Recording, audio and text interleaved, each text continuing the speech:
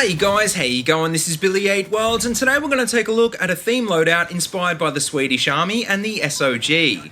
This loadout was suggested in the comments of my last loadout video by USF DevGuru and Chris Manning Jr., so thanks for the idea guys, and I hope I do it justice for you.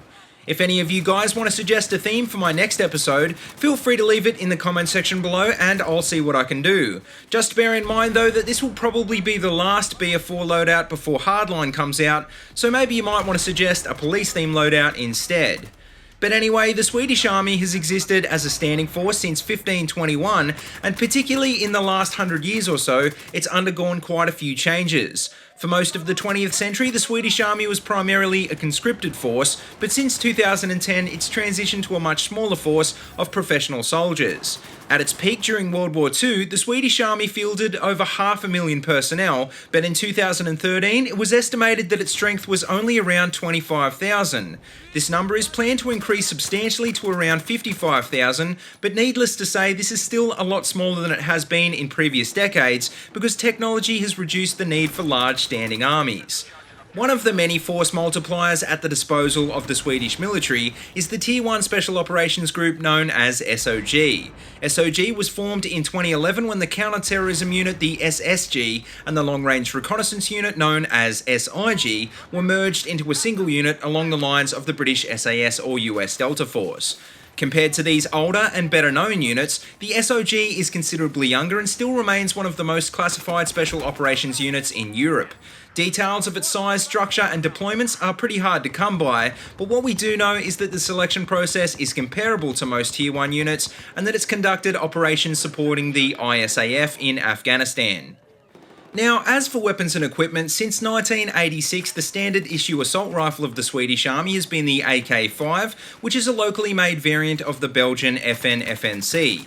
In around 2006, the shorter barreled AK5C was accepted into service, which modernises the platform with a rail system and other improvements to increase reliability.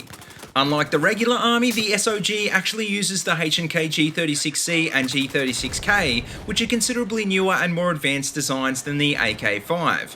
Both the SOG and regular army units use the Pistol 88 as their standard sidearm though, which is basically a locally made version of the Glock 17, which is the semi-automatic version of the Glock 18. Now, both the comments in my last video suggested I run the AK5C, but what I've done is tried to meet them halfway in terms of attachments. In my loadout, I'm running with the Vert Grip tac light suppressor and the Russian PKA-S because it's about as close as you can get to the aimpoint optic used by the Swedish Army.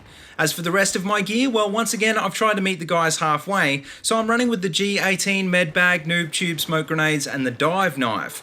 Also, to fit with the theme, I'm running with the Swedish Splinter camo, and for something different, I'm running with the Shadow upgrade, which should complement the suppressor for a stealthy playstyle.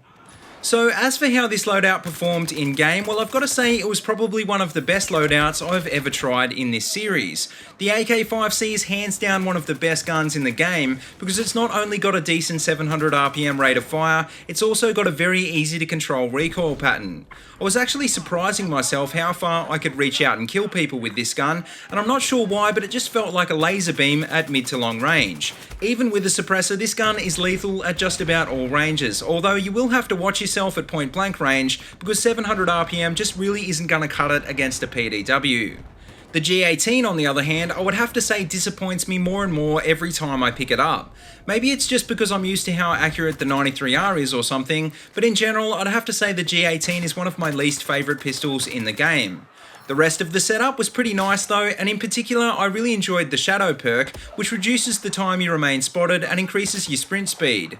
I just seem to be getting a lot more stealthy kill streaks, and considering I love this kind of playstyle, I think I'll be playing with the suppressor and Shadow combo a lot more often.